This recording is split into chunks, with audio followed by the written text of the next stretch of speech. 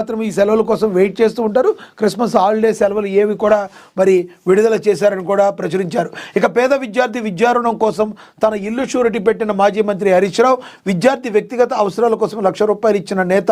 చర్చనీయాంశమైన హరీష్ ఉదారత.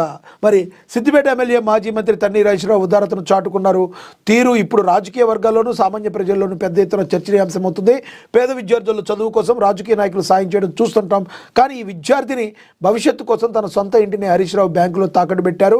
రాజకీయాల్లోనే కాదు మానవత్వంలోనూ తన సాటి లేరని హరీష్ రావు మరోసారి నిరూపించుకున్నారు. ఆపదలో ఉన్నామంటూ తన గడప తట్టిన ప్రతి ఒక్క సామాన్య టైలర్ కుటుంబాన్ని ఆయన కొండంత అండగా నిలిచారు. పీజీ వైద్య విద్యార్థి చదవాలని కలలు కంటున్నాడిని మరి అయితే ఆవిడికి అండగా నిలిచారు. మరి ఎంతో గొప్ప విషయం, మంచిని మనం అందరూ కూడా మంచిగా చెప్పుకోవాలి. హరీష్ రావు ఈ రోజున మరి సిద్దిపేట ప్రజల యొక్క మనసును గెలుచుకొని సిద్దిపేటలో ఆయన తన యొక్క మనస్తత్వం తెలిసిన వారిగా ఆయనకంటూ ఒక అక్కడ ఎదురు లేదు అన్నట్టుగా అక్కడ ఉన్నారు అంటే కారణం ఇలాంటి స్పందించే మనస్తత్వం కలిగి ఉండడమే అని మనం అనుకోవాలి. ఆ రాజకీయాలకి పార్టీలకి అతీతంగా ఏ ఒక్క వ్యక్తి మంచి పని చేసినా మంచిని మంచిగా చెప్పుకోవాలి.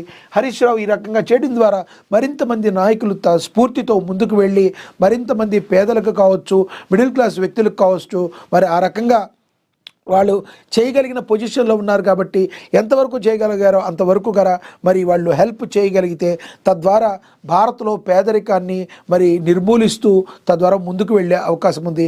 హరీష్ రావుకి ఈ పర్టికులర్ విషయంలో ఎవరైనా కూడా మరి వెల్కమ్ చేయాలి.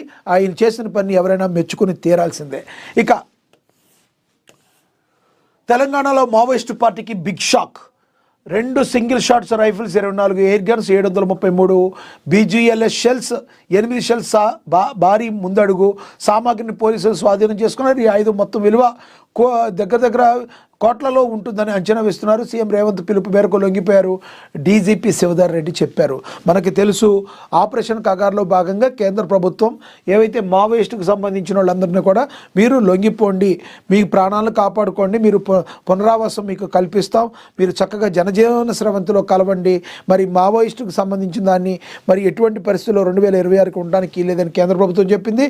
కేంద్ర ప్రభుత్వంతో పాటు రాష్ట్ర ప్రభుత్వం కూడా మరి దీన్ని సమర్థిస్తూ ముందుకు వెళ్ళింది. మరి సీఎం రేవంత్ రెడ్డి చొరవ తీసుకుని మీరు దయచేసి లొంగిపోండి, మీ అందరికీ మీకు రావాల్సినవి మేము కల్పిస్తామని చెప్పడం ద్వారా తద్వారా మరి ఎంతోమంది ఇక్కడ లొంగిపోవడం జరిగింది అని డీజీపీ చెప్పడం జరిగింది.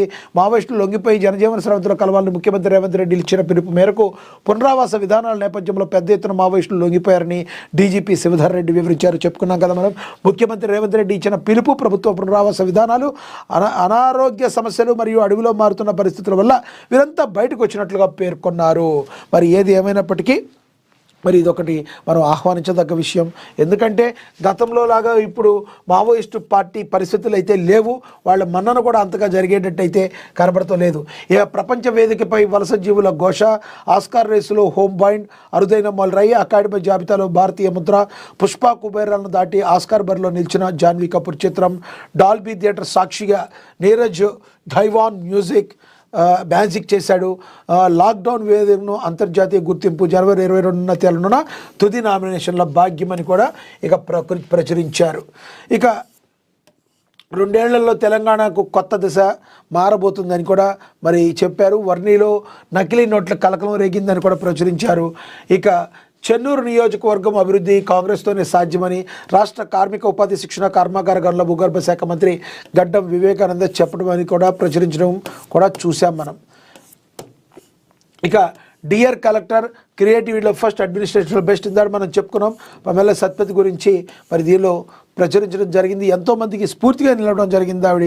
ఇక బీజేపీ విజయడంక, స్థానిక ఎన్నికల్లో సత్తా చాటిన బీజేపీ, ఫలించిన బీజేపీ నాయకుల కృషి అని చెప్పి మరి ప్రచురించారు. కానీ బీజేపీ అనుకున్నంత స్థాయిలో అయితే మరి తన సత్తానైతే చాటలేకపోయింది అనే మాట వాస్తవం. ఇంకా ఎక్కువగా బీజేపీ చాటాల్సి ఉంది. కానీ కొన్ని ఏరియాల్లో మాత్రమే బీజేపీ తన ఉనికిని చాటుకోగలిగింది. ఇక టీపీసీసీ అధ్యక్షులు మహేష్ కుమార్ గౌడ్ని కలిశారు బీర్లా ఐలయ్య. హైదరాబాద్ ఎమ్మెల్యే క్వార్టర్స్లో తెలంగాణ ప్రదేశ్ కాంగ్రెస్ కమిటీ అధ్యక్షులు మహేష్ కుమార్ గౌడ్ను తెలంగాణ రాష్ట్ర ప్రభుత్వ విప్ ఆలేరు ఎమ్మెల్యే బీర్లా ఐలయ్య శుక్రవారం నాడు మర్యాదపూర్వకంగా కలిసి శాలువతో సత్కరించారు. ఈ సందర్భంగా యాదగిరిగుట్ట లక్ష్మీ నరసింహస్వామి వారి ప్రసాదాన్ని మహేష్ కుమార్ గౌడ్కు అందించారు. ఇటీవల ఆలేరు నియోజకవర్గంలో జరిగిన గ్రామ పంచాయతీ ఎన్నికల్లో కాంగ్రెస్ పార్టీ అత్యధిక స్థానాలు గెలుచుకుంది మనందరికీ తెలిసిన విషయమే. కేటీఆర్ను చూస్తే జాలేస్తుందని చెప్పి బీర్లా ఐలయ్య మాట్లాడారు. మరి బీర్లా ఐలయ్య ఎంత కౌంట్